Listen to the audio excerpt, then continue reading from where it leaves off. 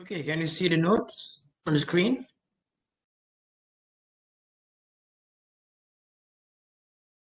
All right. So have you attempted the questions? Let's try, yeah? Okay, let's go through the question now. Right, question number 1. Boron pre-deposition step is performed into an N-type silicon substrate. So the wafer is N-type, and we are doping boron into silicon, and boron is from group 3, right, or group 13. So it's going to be p-type junction on N-type wafer. Boron solid solubility limit at 1000 degrees C is known to be 3.5 times 10 to 20 per centimeter cube, and the incorporated boron dose Q is 3 times 10 to 15 per centimeter square. What is the DT product of the pre-deposition process? Okay, it's a pre-deposition process incorporating boron into N-type silicon, and you're given those information.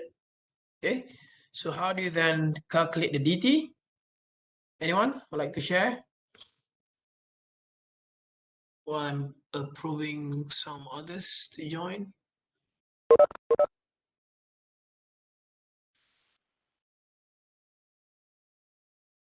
So what did you get? Anyone? How do you calculate the Q? And sorry, the Q is given. How do you calculate the DT?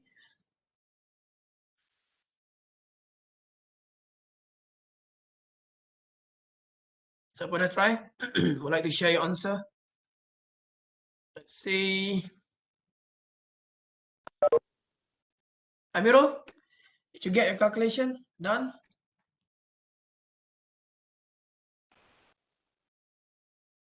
Amiro dah?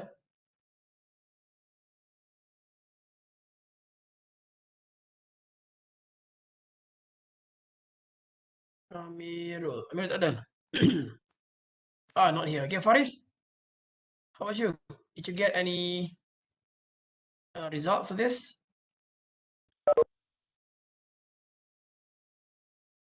Okay, 5.8 times 10 to the negative 11. Okay, how about others? Yeah, saya check saya punya. So Faris got it 5.8 times 10 to the minus 11. Okay, Alia sama. How about others?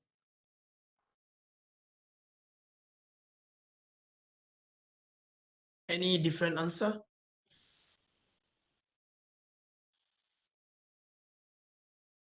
.577 times 10 to the minus 11. Okay, close. 5.8 if you round up.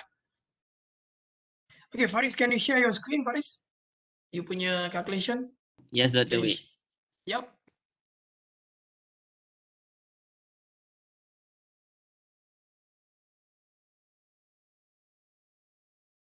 All right, so let's see. Okay, Faris, boleh explain lah as you go.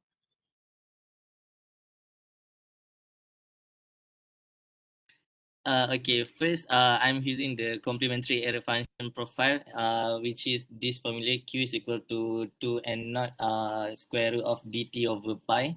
And then arrange this equation, you will get dt is equal to pi Q over 2 and not squared. So, and then just insert the all the value, and then we'll get 5.8 times 10 to the power of negative 11 cm squared per second. All right. Yang lain clear? The rest? Alia, Izzati, Akila, semua pakai same formula ke? Macam Faris tadi? Same steps? Or did you try some other ways but you got the same result? Sama, okay, Alia sama. The rest, Akila, siapa tadi? Izzati, sama Okay, good. So clear? Yes, that's the answer. 5.8 times 10 to the minus 11, right? So make sure you get your correct unit as well. Okay, so now let me share the second part. Second question. Okay, so let's see the question here. The second part. What is the junction depth xj of the pre-deposition profile, right?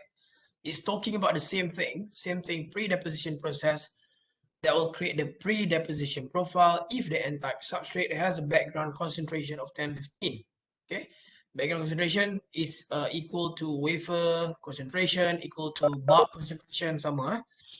So refer to error function graph to get the value. Error function graph is in the lecture note. Okay, so anyone, what did you get as your junction depth? So all other information are already given in the previous question and therefore your calculation as well.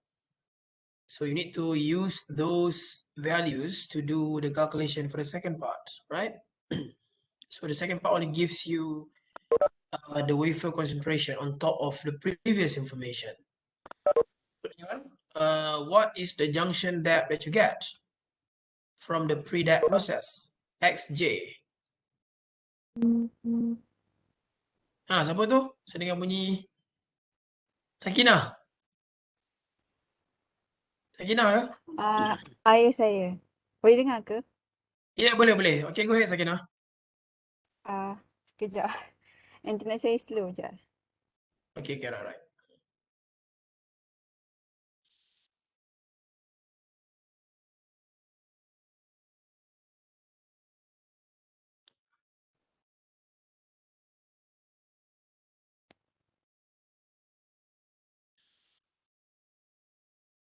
Saya tengah share, boleh nampak ke?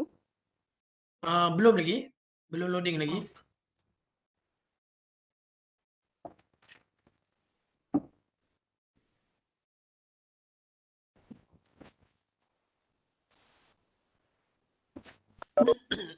Buka you punya file tu, then you share after you already open.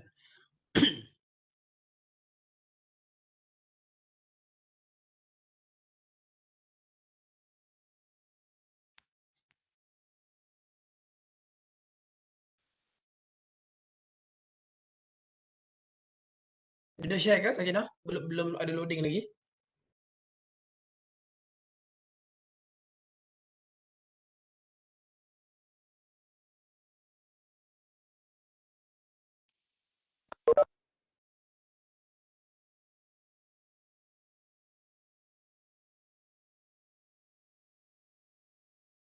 Sakinah, disconnected kot Sakinah.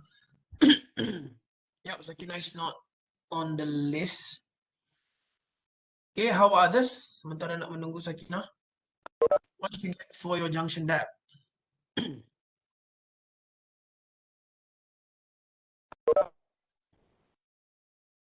Sorry Doktor, tadi internet saya slow. Sekejap saya share balik. Okay, belum. Yep, try again.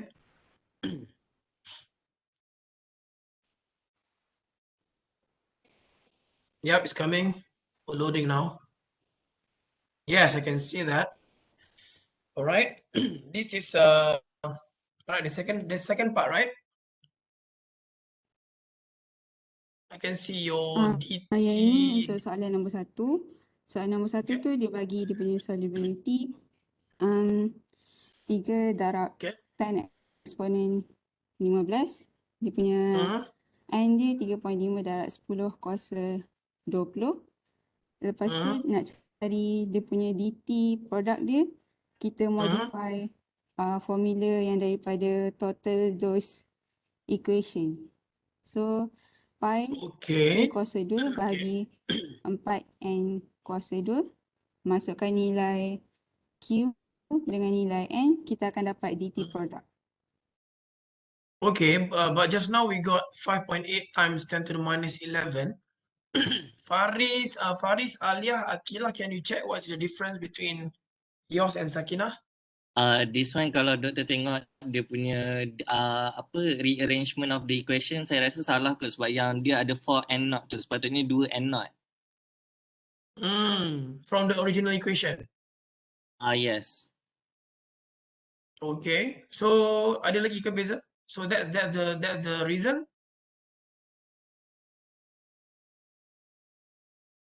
No, sorry, betul lah, tapi tak tahu lah, maybe salah tekan ke, saya pun tak sure. Okay, Sakina, hold on. Okay, Sakina dapat 6.73 times 10 to the minus negative 6. Okay, Sakina try unshare. Oh, okay.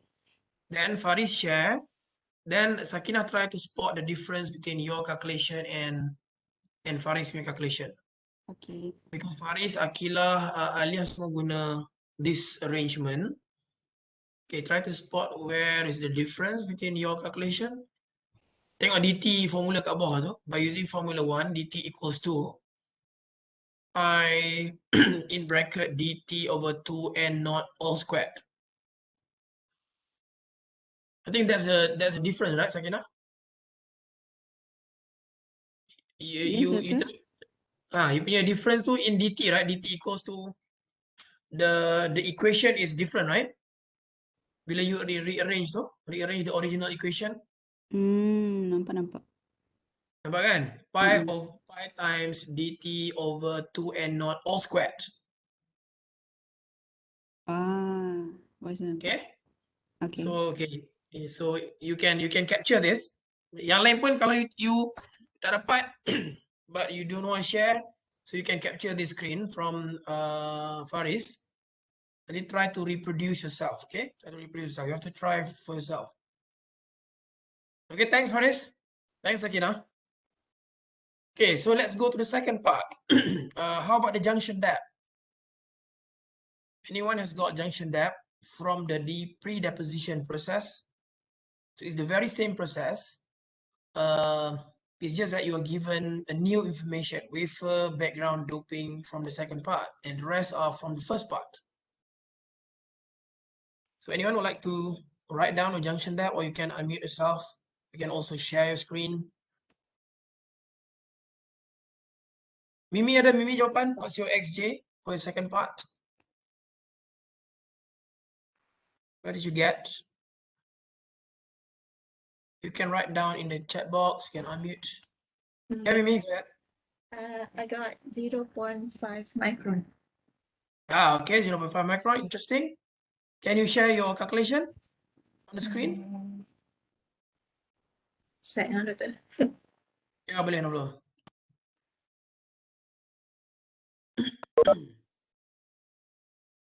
So while waiting for Mimi, how about others? Did you get 0.5 micron or you get something else? Let's see. Ada ke jawapan other than 0.5 or okay, Faris sama dengan Mimi 0.5. Go same, right? Kalau you dapat sama, just write down same. If you got different answer, then you said something. Sama. Okay, 0.5. Uda, Alia, Izati, Kavina, Go, Faris. Okay. Right. So let's wait for Mimi.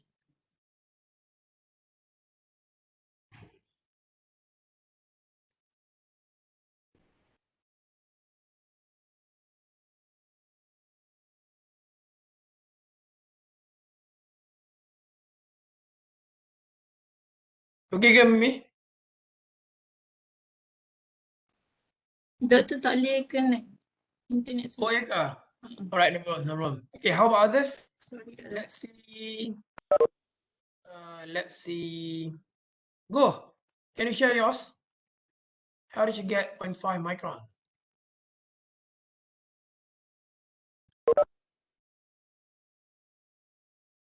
Okay, go. Can you share screen? I have to capture the photo first. Oh, okay. Alright, tak apa. Capture dulu. Siapa yang dah ada, yang dah ready, you can share. Izati, boleh share your screen? How do we get 0.5? Boleh Izati?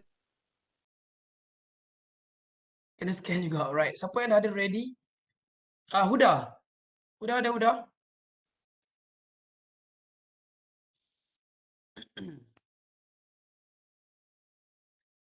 Huda can share screen.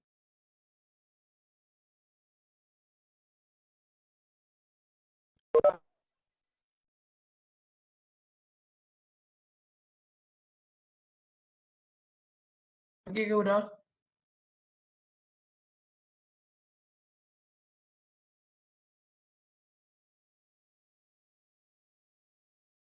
Faris ada Faris? Faris dah calculate kot? Tadi dah calculate the first one. Boleh share Faris your screen? While waiting for others. Right. So let's see. Oh, udah pun connected, okay? Right. So Faris boleh explain?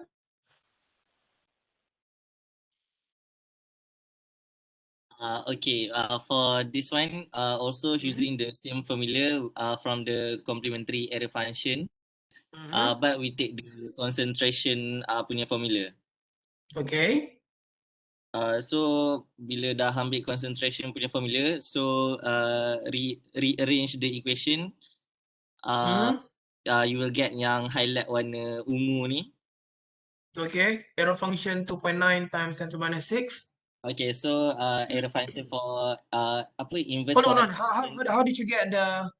Oh, okay. Xj over 2 square root dt, right? Yeah. And your square root dt is coming from your first answer, right? Yes. Okay, so xj over 2 times square root dt, then you're going to get 2.9 times 10 to the minus 6. Then you explain, macam mana you dapat 3.3 from there?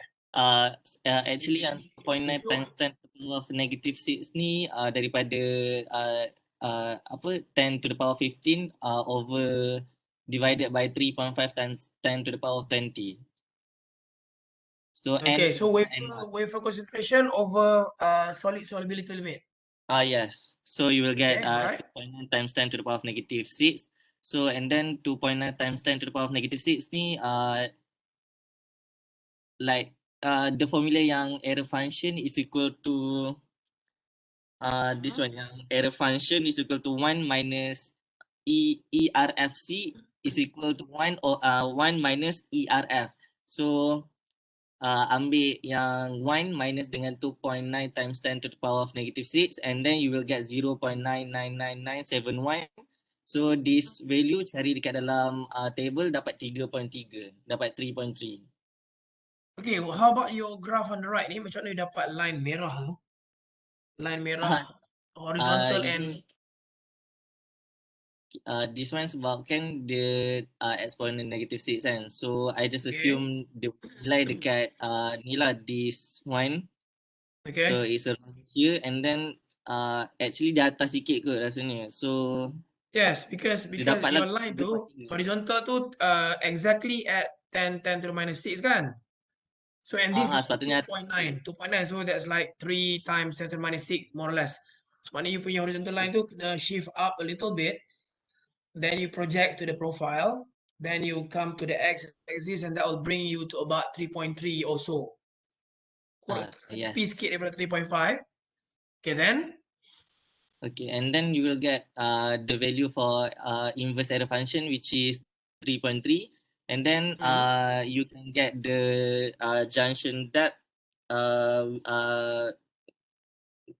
xj is equal to 3.3 times 10 times dengan yang this one, yang bawah ni.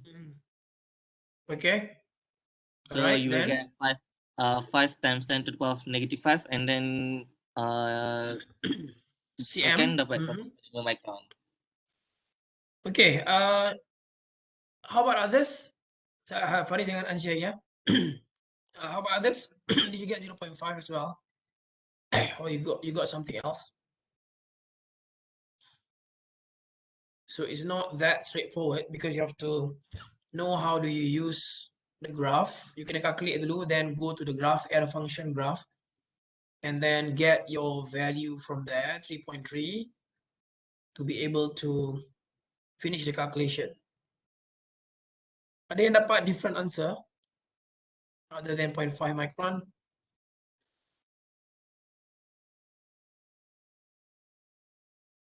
So Mimi pun dapat sama kan? 0.5 kan tadi kan? How about this? So do you understand now how do you get the junction depth for this particular question? 0.5 micron ke yang lain? Or do you have anything to ask Faris?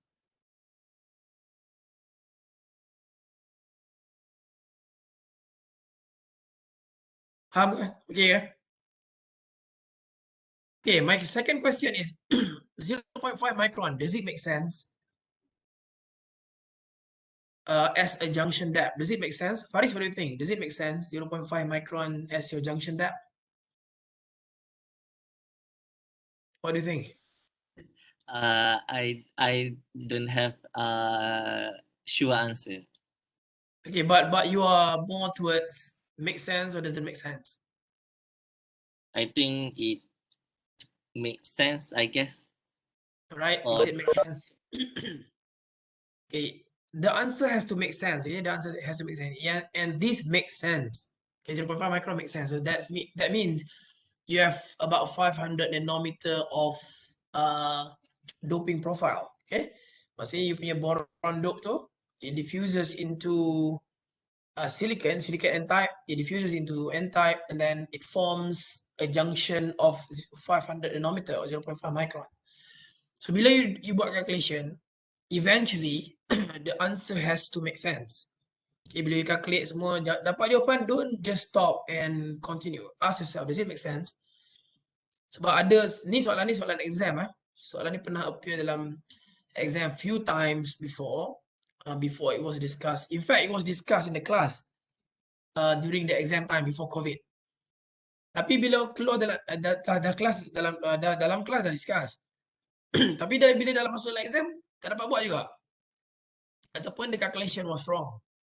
Okay, some students even got say 0.5 meters, for example. 0.5, it makes sense, kak? Does it make sense if you get 0.5 meters as your junction depth? Makes sense, 0.5 meter. It doesn't make sense, right? 0.5 meter, 1 meter, 0.5 meter. You junction depth. Yang tu punya silicon besar mana? Giant silicon ke? Giant silicon substrate or giant chip. Then your junction depth is like that deep. Right? So it has to make sense. So that is physics. Bila you calculate, it has to make sense. You have to ask yourself, does it make sense? Because setiap number yang kita dapat tu ada dia punya meaning, right? We give meaning to numbers. That's physics. Jadi kalau tak ada meaning, then tak ada roh lah nombor tu So we give meaning to the numbers. That's physics. Alright, so thank you very much. I hope everyone understands on the calculation. Thank you, Faris. All right, so yep, let's now move on to our next topic, which is thin film deposition. So let me close this. Film deposition.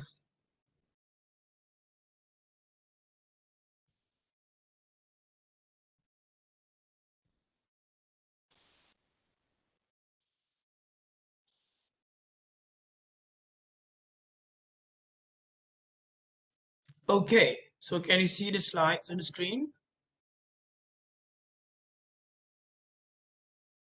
Thin film deposition part 1, right? Okay, so our next process called thin film deposition. So as I said yesterday in the group, I wanted to do a little bit of reading before I continue. So let's see. So I say P ke soalan semalam. Let's just discuss a little bit on what do you understand so far. All right, for tomorrow's class. All right, what is thin film deposition? Apakah thin film deposition? Just share, it's okay. Just discuss. Anyone? What is thin film deposition? Kita discuss 4 soalan. Why do we need to do that? What are the examples of thin films to be deposited? And then the final one is how do we perform the deposition? So let's go to the first one. What is thin film deposition? Anyone?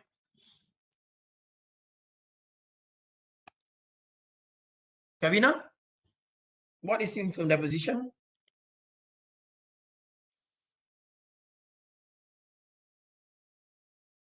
Okay, go wrote down something. Process of is a process of creating depositing thin film coatings onto substrate material. Yes, it's a process of creating and depositing thin film coatings onto substrate material, right? So it's one of the processes that we have to deposit coatings, materials, layers. Banyaklah perkataan yang boleh guna. Why do we need to deposit thin films? Why? Kenapa nak deposit thin film ni? Now you can continue from there. Why do we need that? Okay, Kavina, can you write down kenapa kita nak buat deposition ni? Why do we need that? Partly dalam jawapan tadi dah ada. Partly dalam jawapan Gus dah ada. Okay, while Kavina is writing down, what are the examples that we can, what are the examples of thin films that can be deposited? Apa contohnya? Alia? What are the examples of thin films that we can deposit?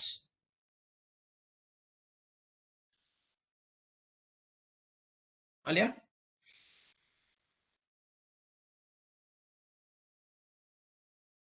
Okay, Kavina, to coat or substrate material, yes, you're right. That's part of the first answer. Okay, Alia, apa example? Apa contoh material that we can deposit? Boleh unmute yourself, you can talk, it's alright.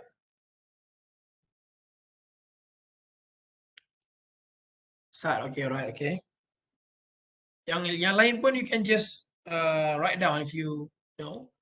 Apa example material that you can deposit? Or perhaps some of you have done any deposition before during your FYP? Adakah yang dah pakai deposition system?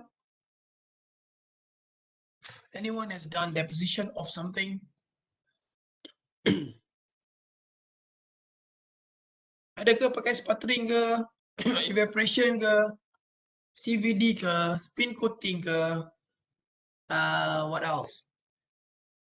Yeah, polysilicon, yes, you can deposit polysilicon. Good. One example is polysilicon. Algas, yes, you can deposit algas. Aluminium, gallium, arsenide. In short, kita panggil algas. Okay, lagi? Ada lagi? Anyone has done deposition during your zinc oxide? Yes, good. Anyone has done deposition of anything on anything during your FYP? Silicon nitride, good, yes. Okay, Izati pakai RF sputtering, interesting. Izati deposit apa dulu during FYP? Radio frequency sputtering. RF sputtering stands for radio frequency sputtering. Right, interesting. Zinc oxide. So we deposited ZNO, zinc oxide, by RF sputtering. Okay, RF sputtering itu soalan yang keempat lah. The deposition system that you can use. Okay, any other materials that anyone has deposited on any system? Izati, you deposited your zinc oxide on which substrate?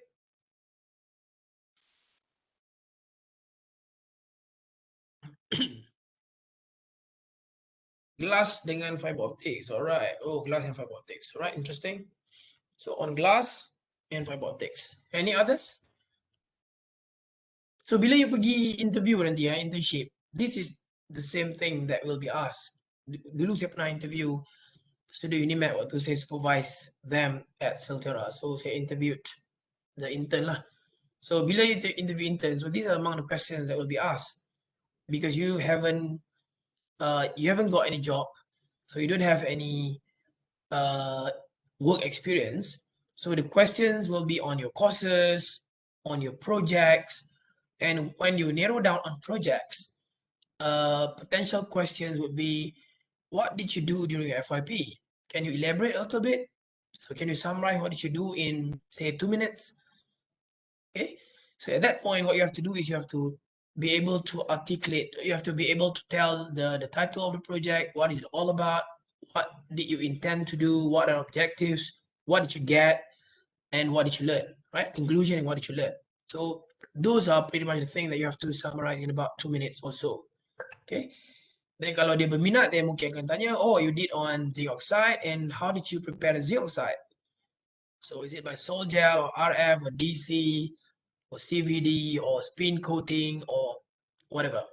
Okay, how did you do that? What are the main parameters involved in your FYP? Why are they so? Okay, for example, if I ask Izati here, Izati, what was the thickness you used for your zinc oxide on the glass dan fiber optics? Do you know the thickness? Did you measure the thickness?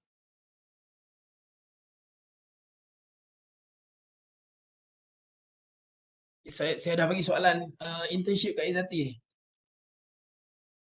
Do you know the thickness? Thickness of your zinc oxide. Zinc oxide sputtered from RF sputtering tadi. Did you measure the zinc oxide thickness on the glass?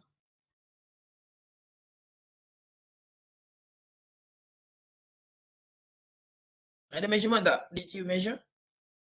Do you know the thickness?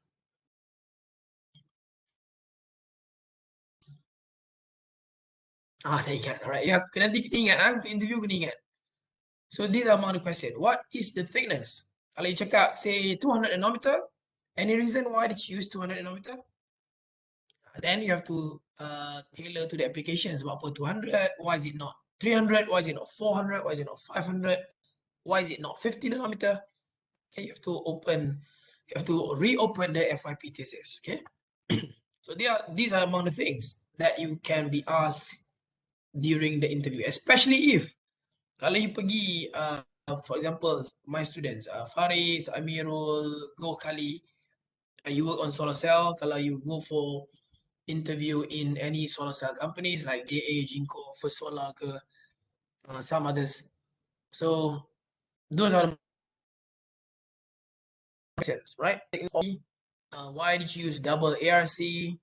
What are the important parameters for solar windows? What did you get? What did you use? What is your range? Right? All the stuff. Dia akan test balik you punya FYP punya experiment. You should be able to answer. Tak boleh tak tahu sebab you punya project kan. So kalau you clear, then done. Right? It's as simple as that. If you know your project inside out very well, then most likely you know what you're going to do next. Kalau tak tahu, then most likely mungkin susah juga. So, right?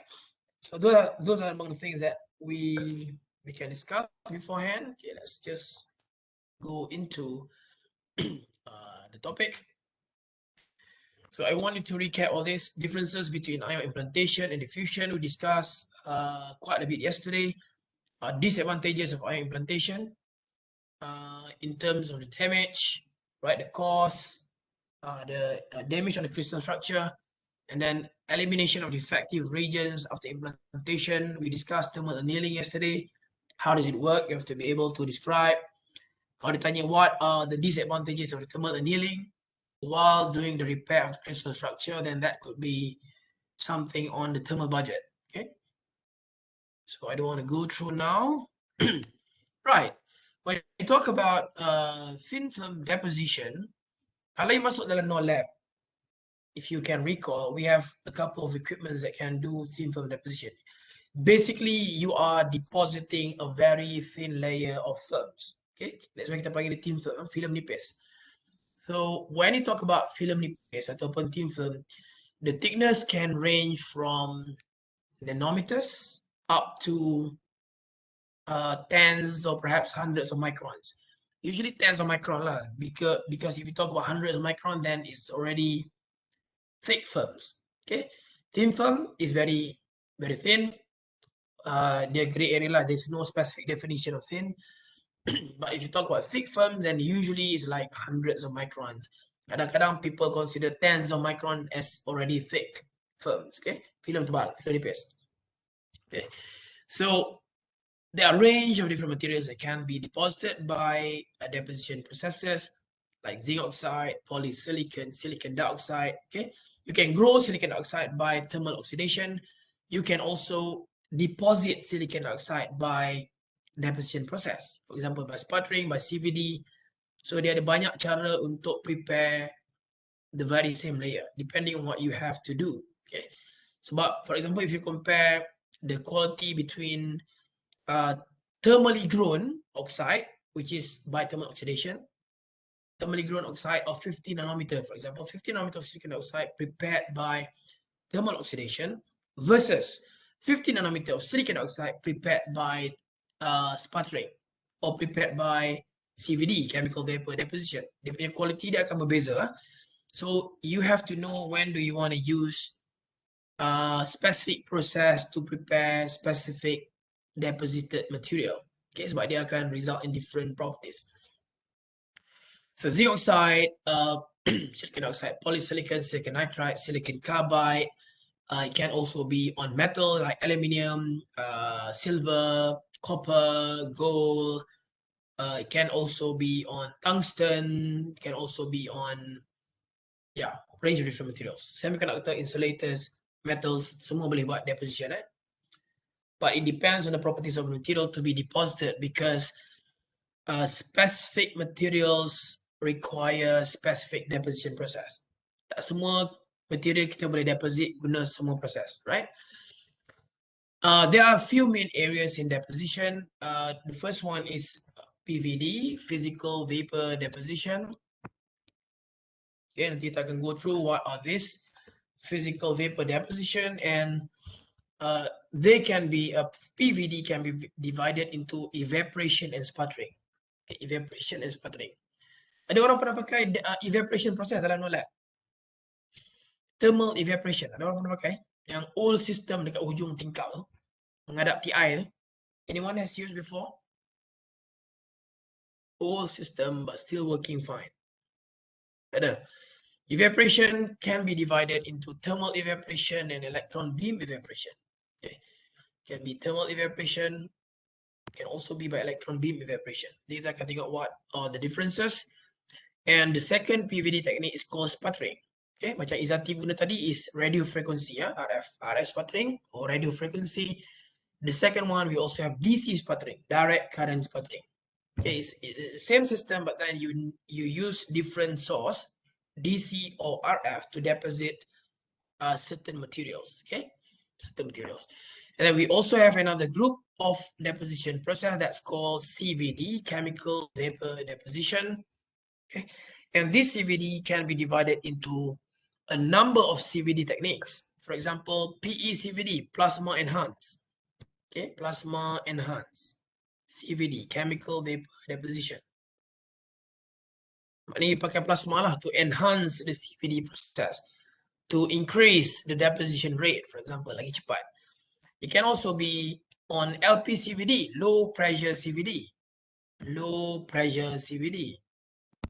It can also be AP CVD, atmospheric pressure CVD. ATM pressure, atmospheric pressure. So when you say ATM ataupun atmospheric pressure, so that means other CVDs need to run in vacuum condition. Sama ada low vacuum atau high vacuum, but then they have to be in vacuum condition.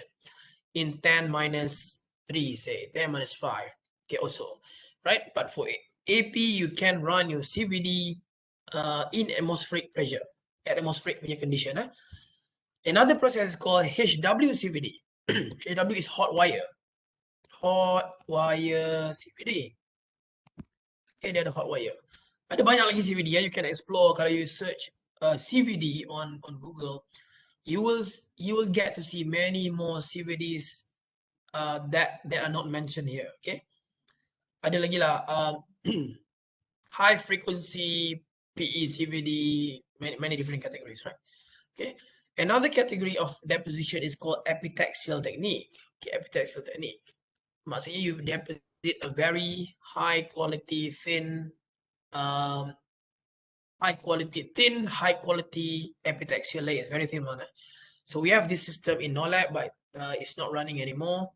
MBE, molecular beam epitaxy. Dia macam evaporation, advanced evaporation system lah. Molecular beam epitaxy. That's why we call it MBE. So we can also use MOFP, metal organic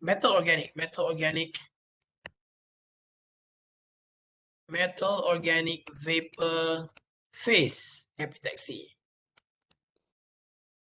Phase epitaxy. We can also have LPE, liquid phase epitaxy. Liquid phase. You can also have MOCVD, metal organic chemical vapor deposition. Okay. Yang ni yang CVD lah. Sorry, saya tutup tadi. MOCVD is another category of CVD. And so AP, MBE, MOFP, LPE. Okay. So if you work in a fab, for example, then engineers yang in charge on this will be called as thin film engineers. If you talk about Silterra, for example, dia ada 2 department. Thin film metal. TFM punya department, thin film metal. Maknanya dia punya teknik yang proses yang you akan guna tu just to deposit metals, tungsten, aluminium, silver, copper, whatever. Maknanya dia punya kerja deposit metal je. Another department in Silterra, I'm not sure if they still have this isolated ataupun dah combined, but during my time there were 2 departments. Thin film dielectrics. So D for dielectric, M for metal. So dielectric just working on deposition of dielectric like nitride, carbide, oxide, and other dielectrics. Okay, other dielectric materials that need to use specific deposition processes. Okay, so kalau you jadi process engineer TFM or process engineer TFD. Okay, ataupun equipment engineer TFM, equipment engineer TFD, or whatever. Process development TFM, process development TFD. Okay, so these are among the posts that are related to the processes. Right, vacuum. What is vacuum? What do you understand by vacuum? The final year, eh? What is vacuum? Anyone? You can unmute yourself.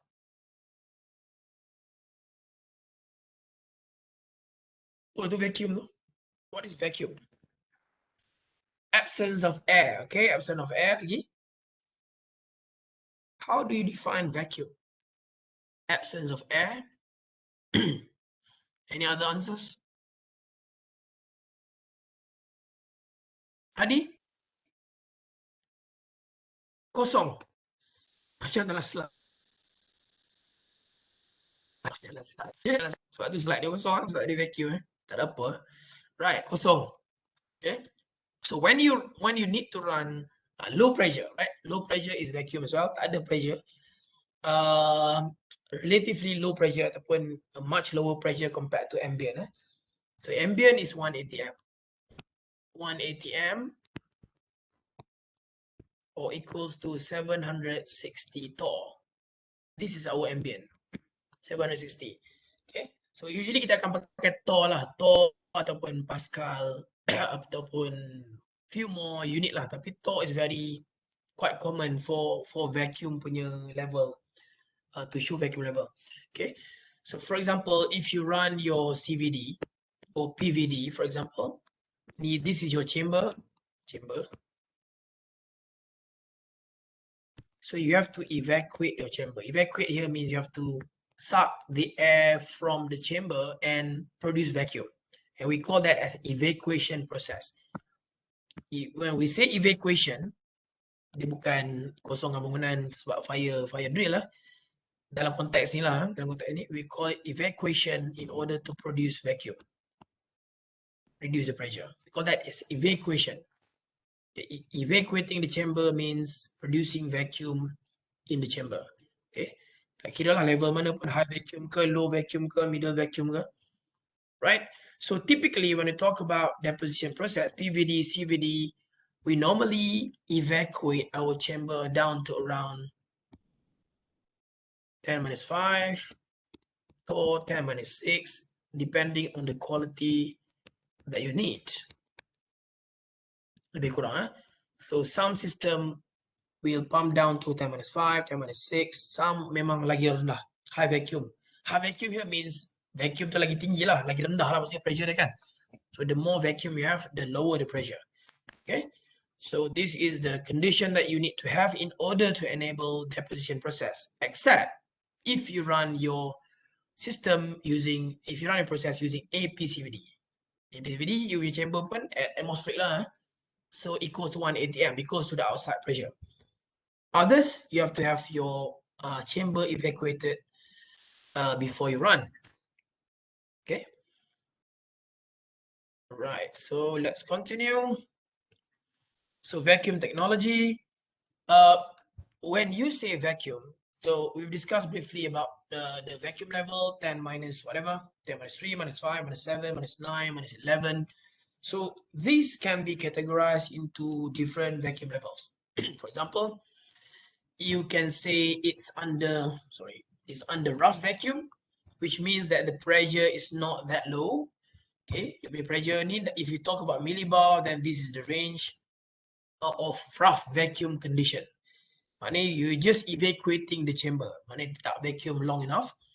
If you talk about medium vacuum, for example, then that means you're talking about between 1 to down to 1 times 10 to the minus 3 millibar. Okay, lebih kurang dengan torr. Nanti try to see conversion millibar to torr. Conversion ada kat sini. You can try convert millibar into torr to appreciate the value in torr. Ada conversion, you can check on the conversion. So that's medium vacuum down to 10 minus 3. If you go further down, then you're talking about high vacuum condition, which means you're operating between 10 minus 3 to 10 minus 7, okay? Or high vacuum, we call it HV. HV means high vacuum, or you can also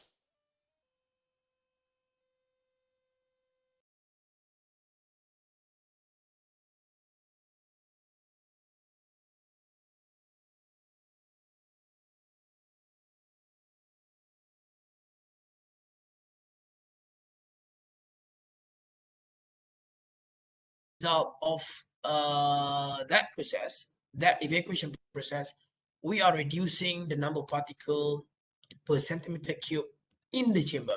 Okay, if you're operating at rough vacuum, then you are operating with this number of particles more or less. So you can see if you go to the right to UHV, dia punya particle dia dah kurang daripada 10 minus 9, 10 to the power of 9. Okay, particle density per centimeter cube. So bila you create vacuum, you can see the illustration down here. Okay, say you're running at 1 times 10 to the minus 3. Okay, so you have like 4 times 10 to the 13 atom per centimeter cube, and you have a lot of particles still left in the chamber. So bila you go to high vacuum, minus 3, minus 8, lebih kurang, then your pressure is in the range of minus 6. Then you're left with 10 to the 10. 10 to the 10. So it's reduction of 3 orders from previous condition. Then you go to UHV, you are operating at 10 minus 11. This is a very, very high vacuum level. And you only have like 10 to the 5. So that's like 5 orders of magnitude of reduction in the particle, okay, per centimeter cube.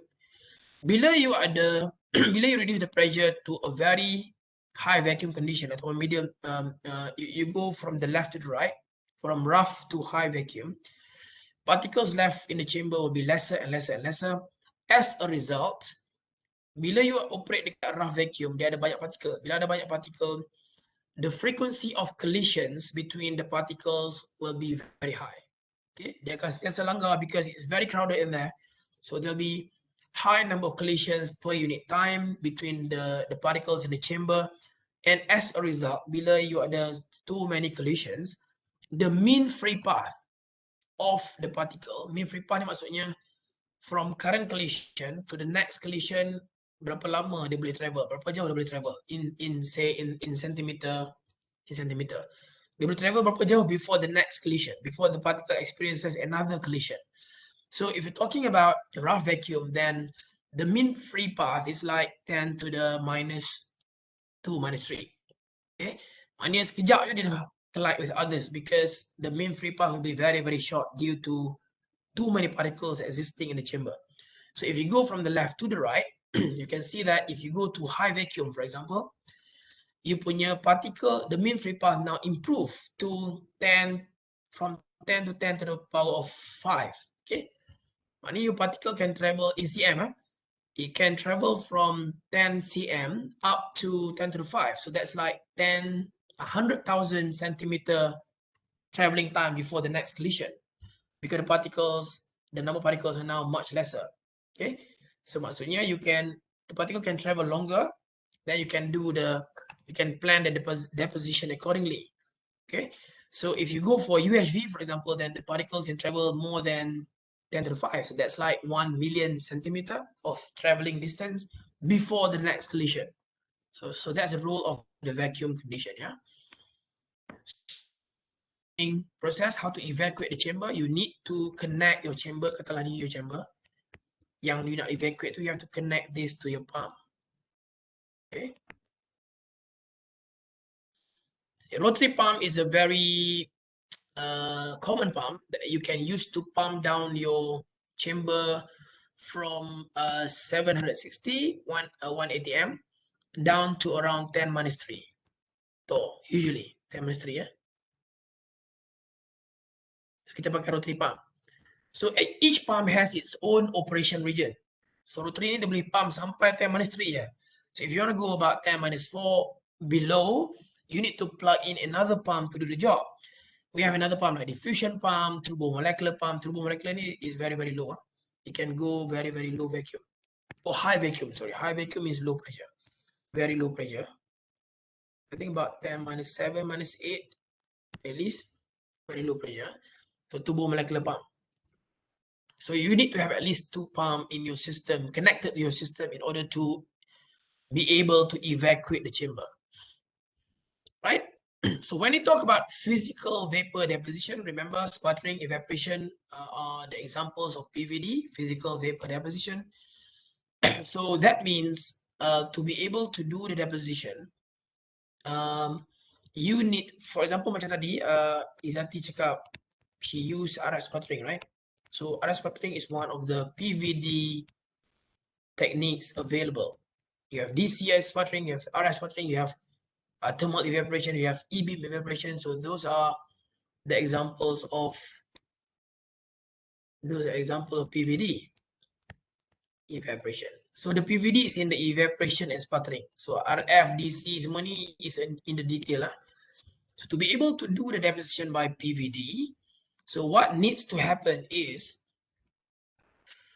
you normally start with the solid material. You normally start with solid materials. So in Izati's case, she used zinc oxide sputtering target. Okay, dia ada target material kat situ ada zinc oxide. So you need to sputter the zinc oxide from the target. Sputter here means you need to dislodge ataupun remove atoms daripada target tu, so that the atoms akan travel within the chamber, within the vacuum chamber, and reach the target. Glass ke, silicon ke, plastic ke, fabric ke, whatever yang you nak deposit. So we're going to learn later on how do you mount your target material to silicon, to glass, there are kind of distance. And this distance has to be much lesser than the mean free path yang kita discuss in previous slide. Okay, maknanya you punya particles need to be able to travel through larger distance if you compare to the separation distance between your material and your substrate. Baru dia sampai. Kalau dia boleh travel 10 minus 1 cm, tapi with distance like 30 cm, memang confirm tak sampai lah kan. So that means you punya vacuum tu is not enough to be able to initiate the traveling of the particles to the substrate. Okay, for example, if the separation distance is like 15 centimeter from your material to substrate, so that means you have to ensure at least the particles can travel through 60 cm or so, 30 cm at least, in order to reach the substrate. Kalau tidak, you buat deposition for like 1 hour, you buka chamber, tengok tak ada apa pun kat atas substrate. Okay, sebab dia tak sampai. So apa dia tak sampai? Sebab the vacuum condition is not met. So that's why you have to understand the mean free path punya concept in order to understand the process, because the mean free path has always needs to be longer than the separation distance between your material and your substrate. Okay, so that's the distance. So you start off with a solid and then condensed phase, and then it will experience evaporation process. For example, they can, let's say if you talk about thermal evaporation, you are passing through current at some level in order to cause the material to melt. Dia akan melt jadi liquid. Say if you're evaporating a copper wire, for example, then you potong copper kecil-kecil, then you pass through current at some minimum level, and then the copper will melt into a liquid copper, and then now it's changing into gas phase, then it will be transported. Dia akan evaporate, right? Dia akan evaporate macam air hujan evaporate waktu hari panas. It will be evaporated and transported to the target. Katalah evaporation, we normally use the material to be evaporated at the bottom, and then your substrate, silicon, glass, plastic, whatever, on the top. So it'll be evaporated like that. So then it's changing to gas phase. It's now going through the transport process while going up.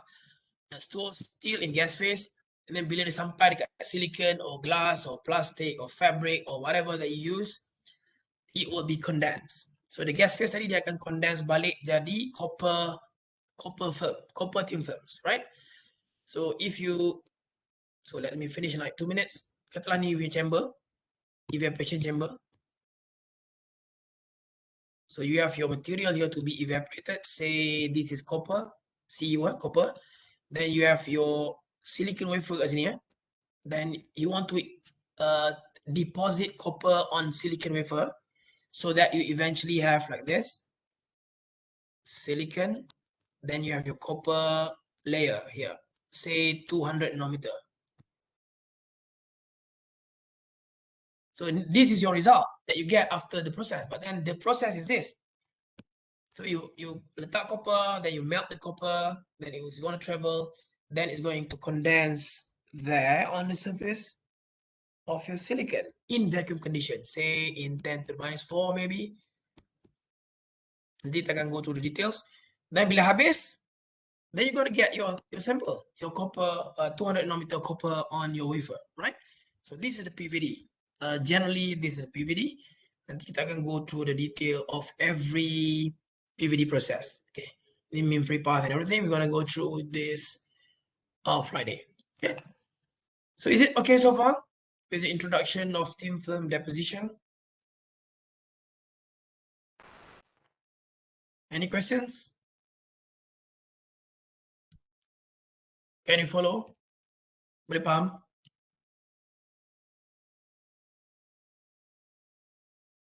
Right? No question. Good. Right, if that's the case, today, right? So I'll see you this Friday then, 10 a.m. Yeah? Okay, bye-bye. Take care. Assalamualaikum.